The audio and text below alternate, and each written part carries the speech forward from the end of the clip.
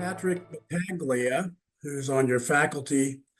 He and I worked together alongside in different capacities, of course, but in St. Louis, Missouri, and I have a great respect for him and appreciate this invitation. My experiences are in hospitals and community health centers across several decades, and that's all in the state of Missouri.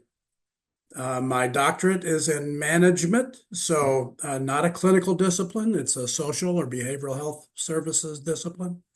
So I hope to bring some helpful insight for all of you to the questions of comparing and contrasting the disciplines of management and leadership today. Thank you once again to all of you and for joining. Our learning objectives, of course, as is stated very specifically in the title, comparing and contrasting these two disciplines, management and leadership. And also, we will want to consider the impact of three different yet interrelated leader behaviors that I will define, use one definition for, and how these impact the implementation of organizational strategy, which is an important role of leaders, senior leaders in organizations. So these will be our objectives, comparing and contrasting, and we will review strategy and three different leader behaviors today. Again, as Mary suggested, please add your questions if you have them in the chat. She will help me along the way to assure that we refer to those and get to those timely, if not during the presentation, toward the end. Here we go. So I noted that I'm from Missouri. Mark Twain was a Missourian. He once was quoted, "It ain't what you know that gets you into trouble. It's what you know for sure that just ain't so." I've thought a lot about this, and also in the context of some remarks that Donald Rumsfeld once was quoted to make in the year 2002 during the war with Iraq. And he said, there are known knowns. Those are the things we know. We absolutely know that we know, or we think that we do. There are the known unknowns. Those are the things that we now know that we don't know. Perhaps we thought we did, or perhaps we did not know they existed, but we know that they are unknown to us. And then there are the unknown unknowns. This is really analogously what we're talking about today, the unknown unknowns, the differences and the contrasts and comparisons between the disciplines of management and leadership, what we don't know that we don't know. So stay with me here. Beginning with management, there's one slide on the topic of management today. All of us use the words, if you're like me at least, I should say, I don't want to overgeneralize, but the topics of the words management and leadership are often commonly defined. We use similar words to define them both. But I want to argue today, I want to posit for you that there are differences, and they are important to note. So there are many, many definitions for all of these terms in the social sciences and behavioral sciences. Many, many definitions. In fact, in the sciences, one of the problems we have is agreeing upon definitions. I've chosen one for management today, just one. Harold Kuntz from 1955 in his The Jungle of Management Theory works came up with this very, very simple, kind of elegant definition: getting things done through others. The management means getting things done through other people. Managers, of course, do many things, ladies and gentlemen. I would not suggest that they only do these three, but I want to call attention to these three activities that managers typically do. So in management, we operate within a formal system of delegation and decision rights and discipline. Those decision rights are appointed to us by some system, probably an organization, where we have rights to make certain decisions within a formal system. That's a management activity. Classically speaking, if you've studied management at all, if you've had any class at all in management, you've reviewed these terms: planning and organizing and staffing and directing and controlling. These are the classic managerial functions. Every textbook will refer to these from history. And the third activity I want to call our attention to is coordinating information flows through structures and channels, communication channels in organizations. It's our job as managers to make sure that information flows where it needs to go and to whom it needs to be communicated with. So these are only three, again, of the activities specific to the term management. Here's where I want to make a very specific and clear distinction. If you happen to be taking notes of any type, note that there's a continuum. On one side of the continuum is the term task. On the other side of this continuum, ladies and gentlemen, is the term relationship. So let's focus on task for a moment and the study of management. Management is task-oriented behavior, getting tasks accomplished within a certain time frame, on a certain schedule, a certain list, if you will, of tasks. All things considered, that's an important role of managers. Now let's move now to the topic of leadership, where I will spend the majority of today's conversation. The balance of this discussion will be on the concept, the theory of leadership, if you will. By definition, once again, this is one definition. Leadership is the use of power and influence to achieve a shared mission or goal. Now, let me pause there for a moment to say that, of course, the bubbles overlap. Managers and leaders occasionally, or often perhaps, do similar kinds of activities. But the role of a leader is generally different than the role of a manager whose broad responsibility is toward task-oriented behavior. So again, this definition of leadership, to the use of power and influence to achieve a shared mission or goal. Gary Uckel is an author from the Northeast of the United States. His textbooks are wonderful on the topic of leadership. This comes from one of his books in 2000, one of the editions in 2010. Let's look now, if you will, at a few of the activities. I have a few more activities that leaders do listed than I did for managers, but let's follow along if you don't mind. Leaders, we observe and listen. How very important it is to watch and observe and listen to what others are saying, the signals and the signs. Leaders mobilize people to tackle tough challenges and to thrive in their environments.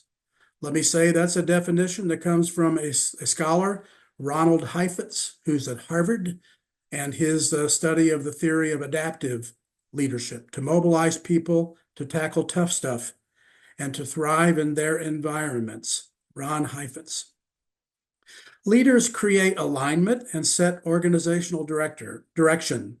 Organizational direction. Are you getting the flavor here that the role of a leader is a bit broader? It has an orientation toward relationships, creating alignment, and setting organizational direction. Leaders inspire others through actions and behaviors, mutual trust and cooperation. Very, very important. Certainly nested in relationships. We challenge the status quo occasionally. Occasionally we have to do that in order to move organizations along and move them along effectively. Let's go to a next page on this topic of these activities that leaders do. Leaders empower and grow people. A really important job of a leader is to be a mentor or a supporter of or a sponsor of individuals who aspire and who can rise to different roles where they choose to go. Building community and based on shared mission and agreement is important. I would say that the word community here can be expanded to include many, many constructs, many contexts, pardon me, contexts. It could be a geography, it could be a group of people, it could be a family, it could be a university, is a community. So building community based on shared mission and agreement, that's incredibly important that leaders are doing, or it's important that they do. Leaders take measured risks. Measured risks relates to strategy to a great degree, to moving an organization, making it different, making what exists look different and be different. And for those risks to be measured, to have been evaluated effectively and assessed to make sure that you understand what the risks are before you agree to support a strategy. Leaders help interpret the meaning of events. Let me suggest to you that there are really positive things that can happen that affect organizations, and there are things that are negative that can impact an organization and its people. So interpreting the meaning of those events, perhaps being the first out of the gate to stand on a stump somewhere and say, here is what has happened and why, and how perhaps it might impact us. That's an incredibly important role of leaders. And one final on my list today, there are many more activities of leaders, but let me say, leaders promote social justice and equity, vitally important in a civil society to assure that we are equitable in our approach to the services we deliver and how we relate to all people, customers, patients, students, employees, social justice, and equity. So back to this continuum that I briefly described. Management is largely to the side of tasks, and leaders are more generally, largely toward the side of relationships, tasks, and relationships. Now, this continuum overlaps. Occasionally, you have circumstances when you will see people doing both. You will see leaders who are not senior leaders of an organization. A leader can come from everywhere. A leader can be a team leader. A leader can be a coach. A leader can be a friend in those circumstances. But all things considered, leaders are about relationship-oriented behavior. I hope this distinction is clear enough for us to move forward and to think about influence and power for a moment. Let me see if I have the right slide. There we are. Okay. Power and influence. Emerson in 1962 helped us to define power as the capacity to influence the behavior of others in a desired direction, such as through formal authority or through a person's charisma and their personality, and perhaps through their status through informal connections. Power has a look everywhere, and the basic themes of power are these. It exists when there is, or where there is an unequal relationship. There is not evenness in that regard. And where one of the two is dependent on the other. So this is where power exists. You're dependent on someone and the relationship is unequal. Let's look at power bases just for a moment. French and Rabin in 1959 came up with 5. Power can be through a reward that we offer someone, or it can be coercive, unfortunately. Power can be about direct authority. Power can be referent, meaning that we have such respect for a person. We honor them so that we consider them to be powerful. And power can be about expertise. A person might simply know more, have more information, be better equipped than another. Along came Ben Fari and others about 3 decades later, and they added these 3 items to the concept of power. Information, we have power when we have more information. Our affiliations sometimes are beset with power, and what groups we are associated with occasionally help us or say to us that we might have power. So power comes in many, many forms.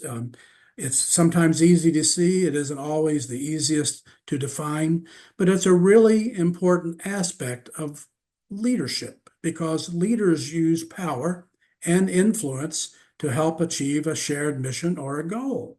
So that's power. Let's move to influence, if you will. As I'm walking us through this dialogue, these various definitions, influence is about the process by which people successfully persuade others. They successfully persuade others to follow their advice and suggestion, or perhaps their directives. This comes from Ralph Stogel, 1950. We've studied influence and power everywhere, and there's so much research out there, and how influence and power can inform the topic of leadership. There are influence tactics, for example, and you can find them if you review the researchers Kipnis and Wilkinson et al. From about 1980. You will find a number of influence tactics: reasoning and legitimating, personal appeals, exchange, that's quid pro quo, pressure, meaning that I'm going to influence you by putting a pressure on you, having coalition and inspiration. There's 7 or 8 or 9 different influence tactics that are in the research that are very heavily studied, and a lot of very helpful research on how influence informs leadership. So once again, leadership being use of power and influence to achieve shared goals and objectives.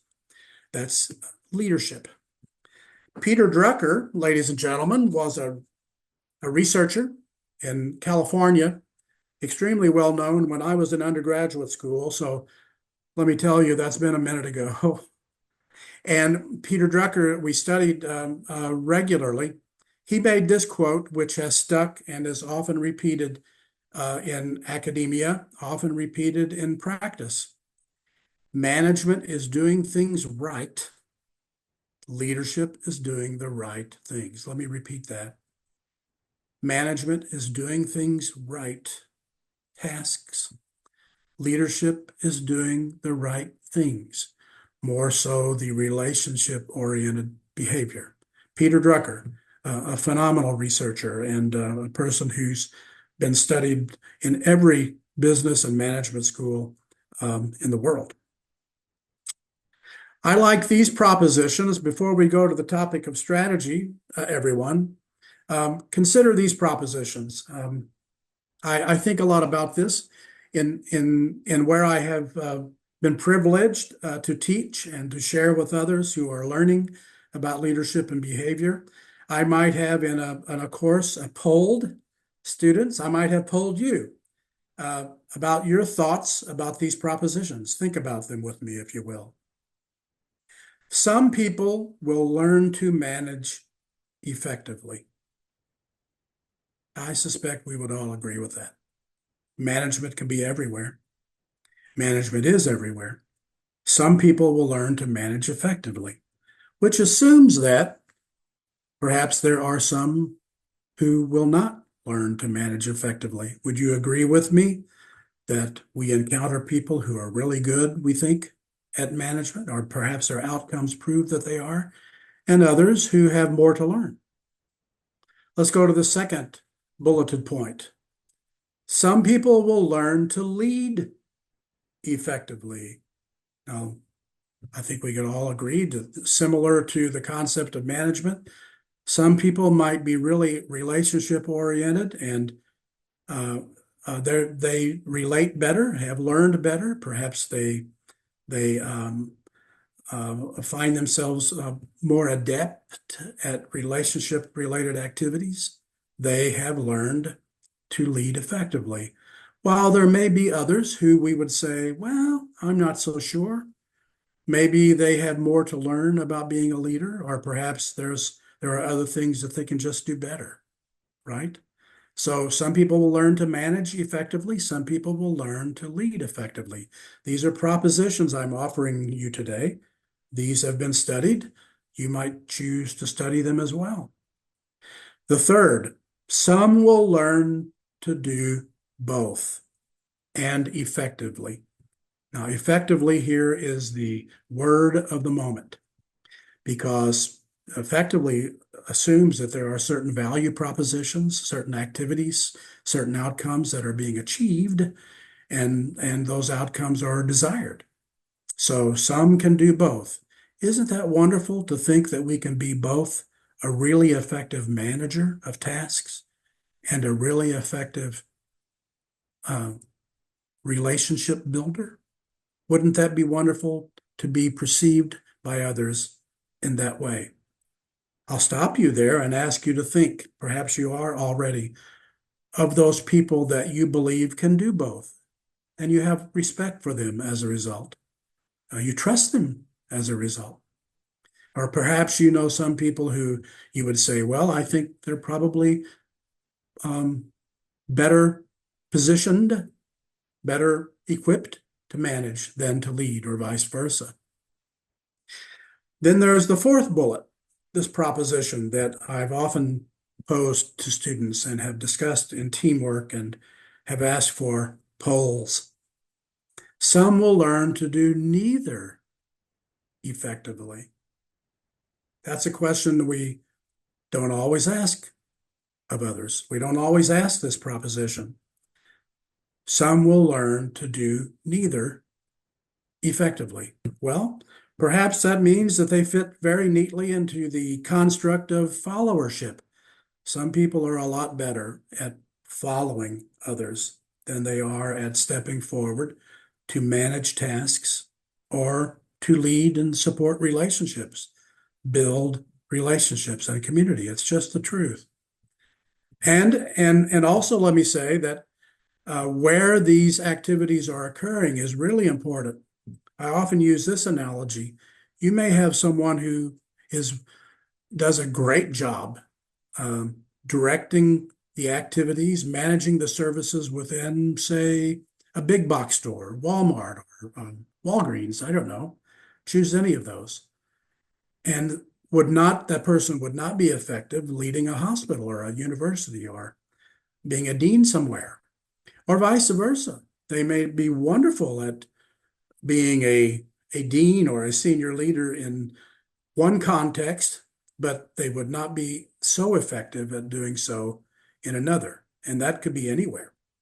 Uh, Take hockey and basketball, for example. A coach of a basketball team knows how to coach basketball and knows nothing about hockey.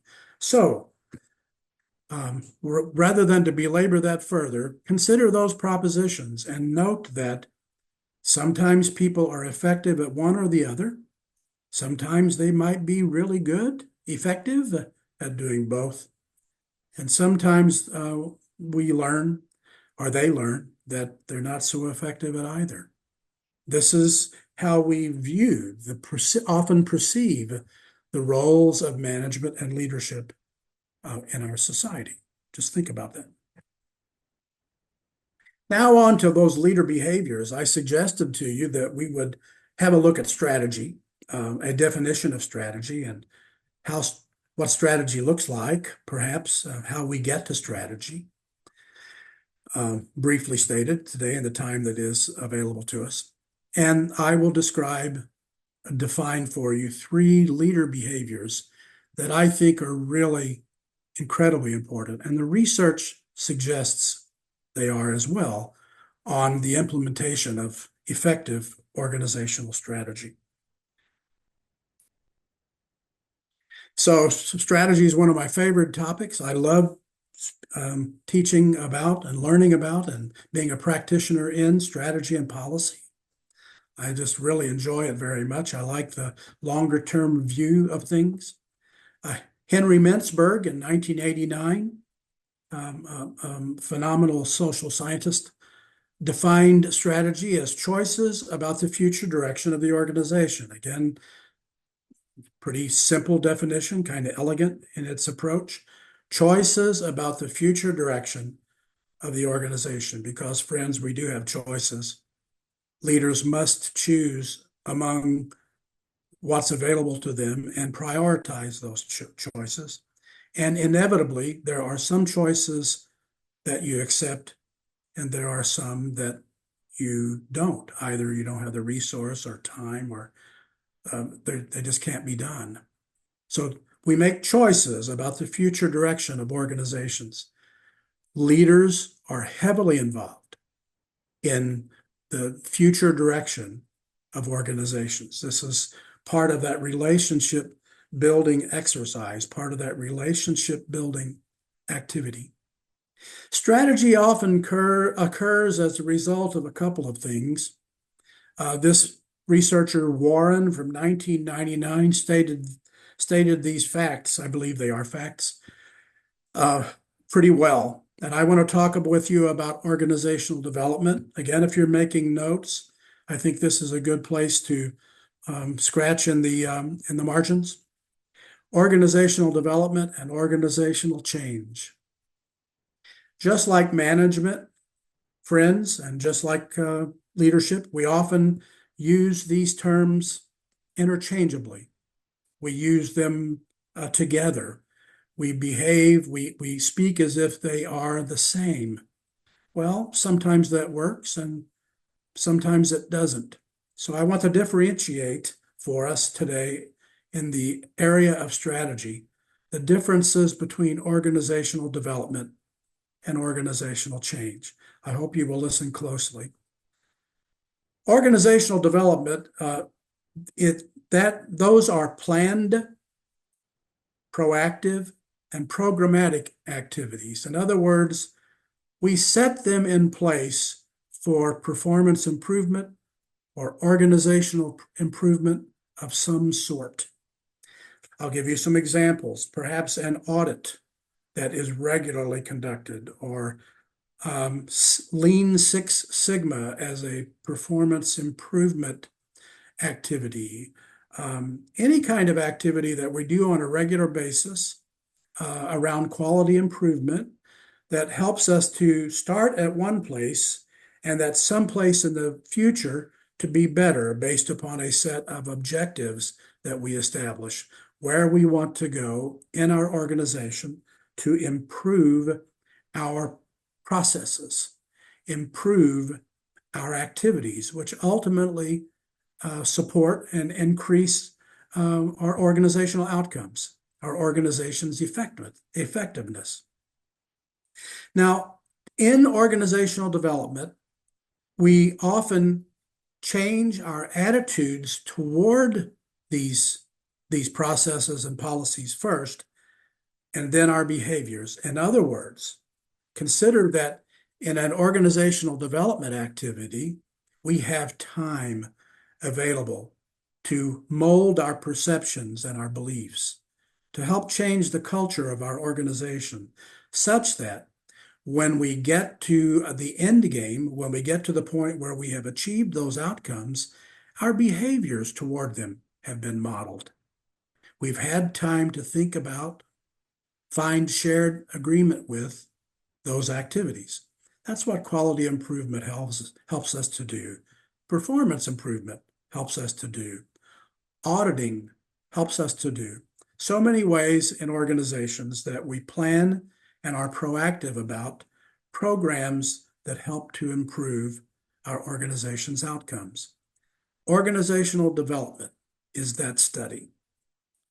Organizational change looks like this. Think about this distinction again. It's time sensitive and sometimes it's unexpected. Often we are reacting.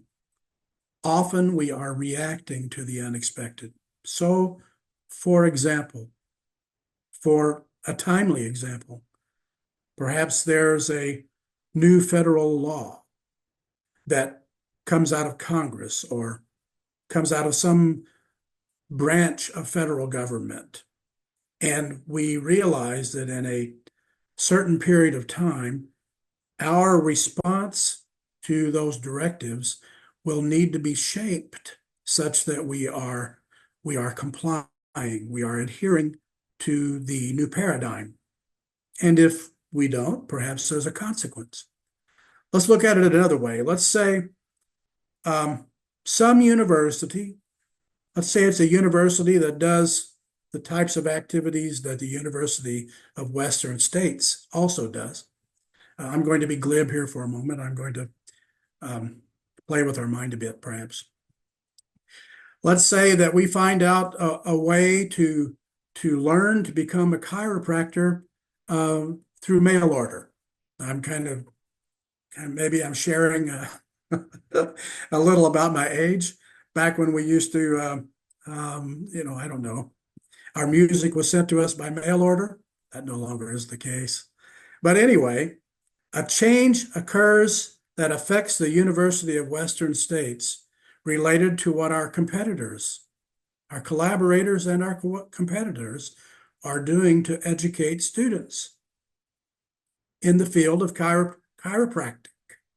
Interesting. So perhaps you have 6 months to begin to shape your behaviors and your actions such that you adhere to a new set of so-called rules. And maybe that was unexpected. You simply did not know it was coming. This is what I would say is more apt to the definition organizational change. And here we must change our behaviors first before we have time to change our attitudes. Have you ever had something done in your world that was done, you thought to you, you didn't want to do it, and then later your attitudes had to model themselves.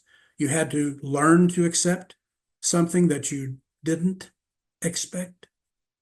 That's more akin to organizational change, often the big chunks related to policy, related to the environment, related to competition that organizations face, and therefore the people in those organizations face them.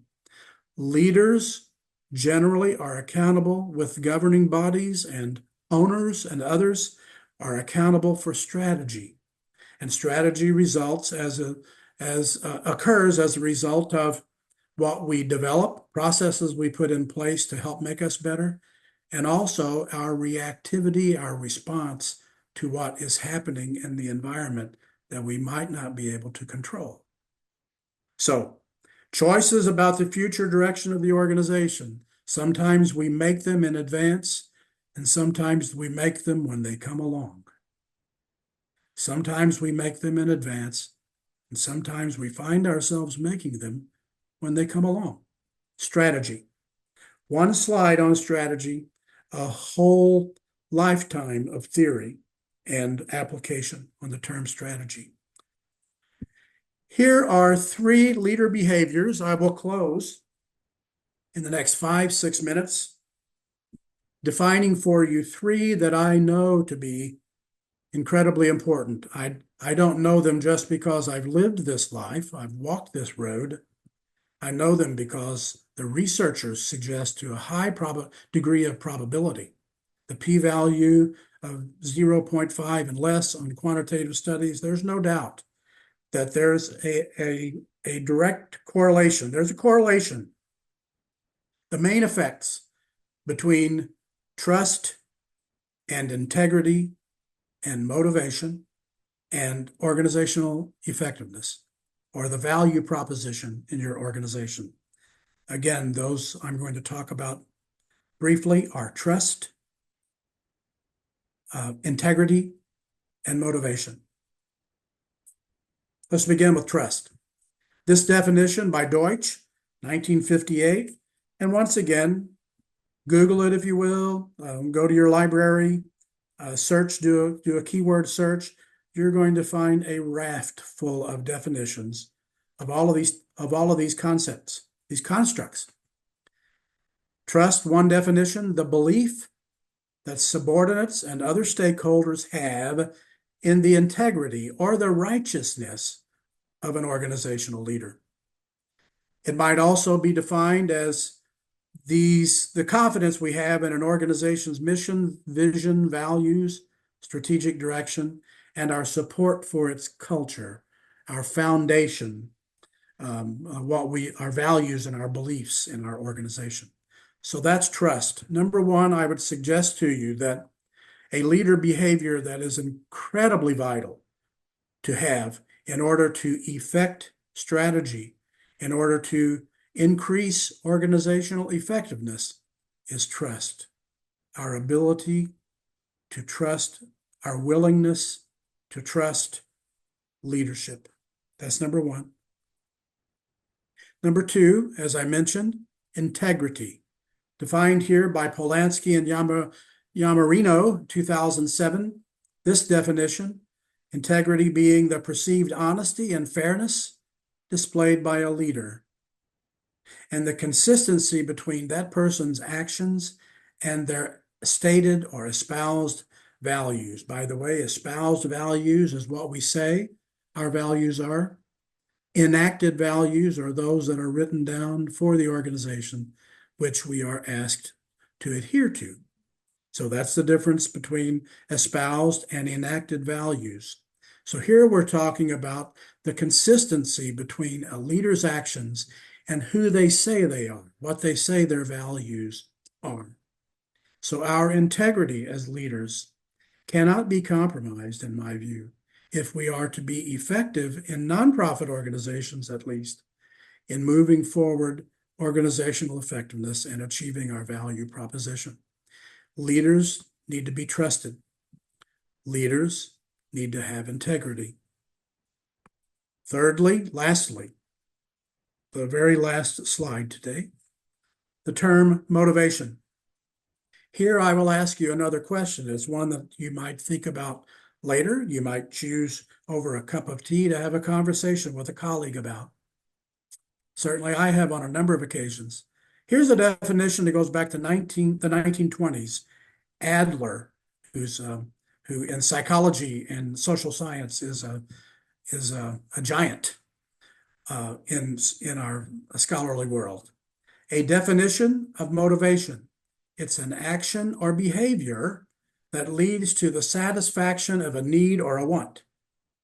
An action or behavior that leads to the satisfaction of a need or a want. Let's relate this again, if you will, to leadership. Why is this important? Well, I think most of us could write a paragraph or a book on why trust is necessary. I think others might say they could do the same for why or how integrity leads to effectiveness in organizations, leader integrity. But what about motivation?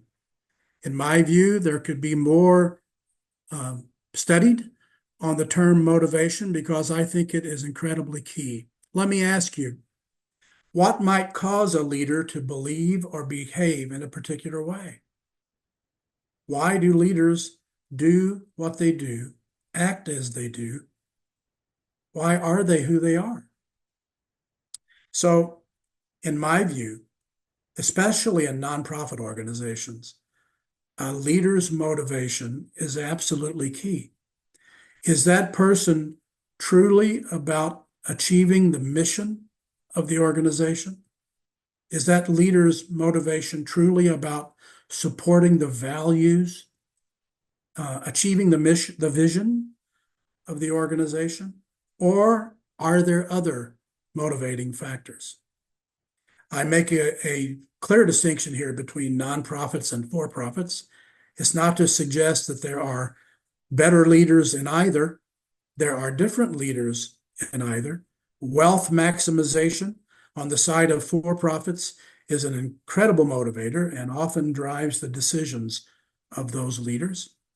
Where in nonprofits, based upon the mission of those organizations, we might think that the motivation of a leader should be directed toward achieving the mission of that nonprofit.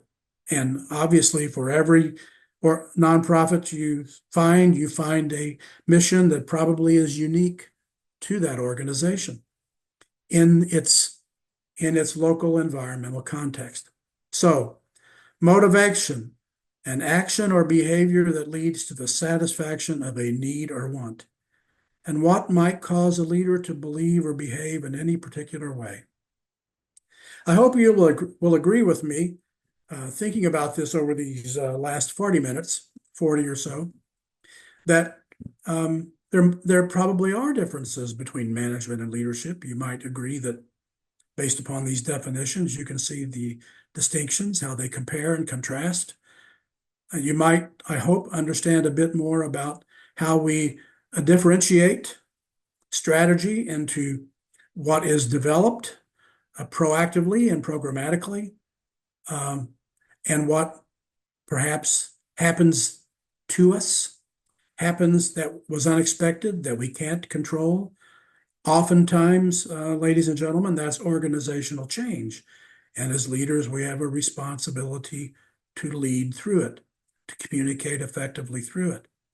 And I believe that the effective implementation of strategy is enhanced, informed substantially if leaders can be trusted, if leaders have integrity, and if their motivation is properly um, properly established. And when followers, when employees, when others can see that, there's no doubt in my mind that it helps to improve the value proposition for your organization. In the chat, there might be questions, and I know Mary will help me there. And you will find my contact information at any time you wish to reach out. I would be pleased to respond. I should say, uh, where conflict of interest might come into the picture, I am not here for my employer, A.T. Still University, where I serve as Senior Director of Patient Care Centers.